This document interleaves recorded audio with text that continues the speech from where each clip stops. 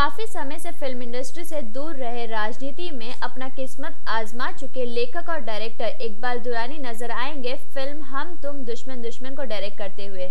यह film dollar group international के banner तले बन रही है। इकबाल दुरानी ने पहले भी कई फिल्मों को डायरेक्शन किए हैं, जैसे कि कालचक्र, मेरा शिकार, फूल और कांटे, कोहराम जैसे तमाम फिल्में दी है। खास बात यह है कि इस फिल्म में इकबाल दुरानी अपने बेटे मशाल दुरानी को लॉन्च कर रहे हैं। इस फिल्म में मशाल दुरानी के अलावा मुकेश दुरानी हैं। इस फिल्म के गाने की बात की जाए तो इसमें 3 गाने हैं। फिल्म एक्शन से भरपूर तो है ही, साथ ही साथ कुछ रोमांटिक सीन भी है, जिसे जम्मू और कश्मीर में फिल्माया गया है। अब देखना यह होगा कि इस फिल्म से इकबाल दुरानी के बेटे को कितना कामयाबी मिलेगी।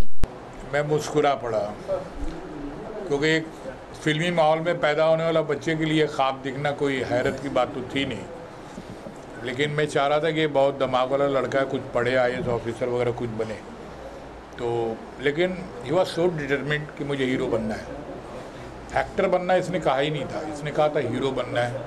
शायद इसके बैक ऑफ माइंड ये दिमाग रहा हो कि मेरे डैडी ने कई सारे हीरोज़ की पहली कहानी लिखी जिसमें उनके हीरो बनने, स्टार बनने में मेरा हाथ है।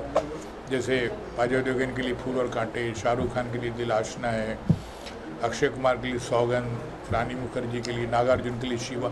इसके शायद ये बैक ऑफ माइंड में रहा हो।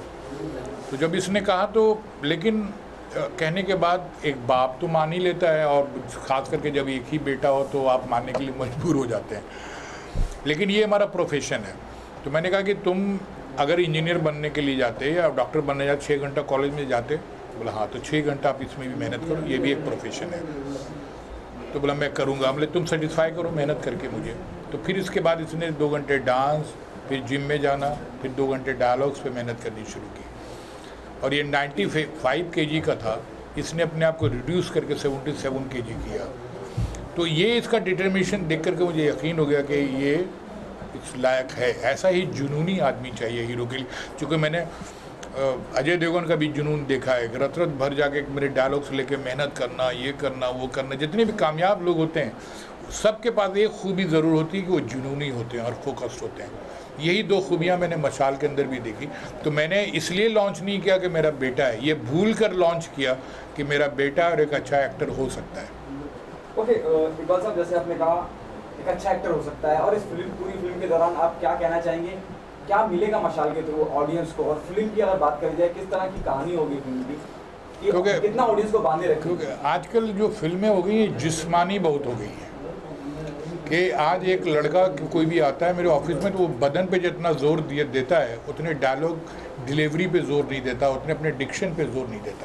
ये कहानी है 2 लोगों की जो ट्रैप हो जाते हैं एक जगह पे, जो ना हिंदुस्तान में आती है ना पाकिस्तान में आती है। वो बड़ा लंबा सारी खाई है, उसमें फंस जाते हैं, और उसके अंदर बहुत सारे सिचुएशंस ऐसी क्रिएट होती हैं इन दोनों के लिए, जिसमें